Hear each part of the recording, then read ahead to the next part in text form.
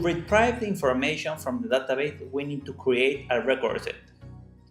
To create a record set, just click on WebAssist, MySQLi, record set. Then, in this window, we need to name the record set.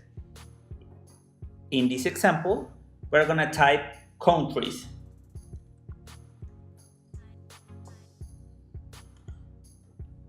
Then we can click on Query Builder, and we have the table from the database. We're going to drop here the cities table and click OK, and then click on Test. Now we have the entire list of countries. We click OK, we click OK.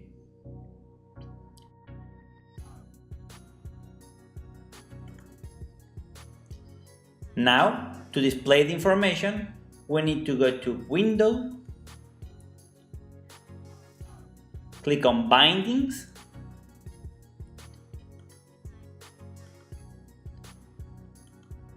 and from here, we can see our record set countries.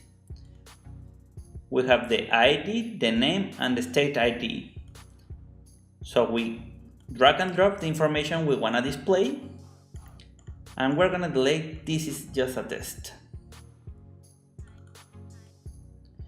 Now, if we go to Preview Browser, we see our first country. So, what about if we need to create an entire list of the records from the database? For this case, we're going to create a div element, and then we're going to put inside the div element the record set information.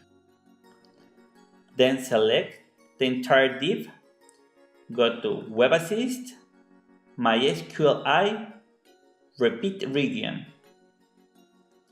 Then we select the record set countries and display all records.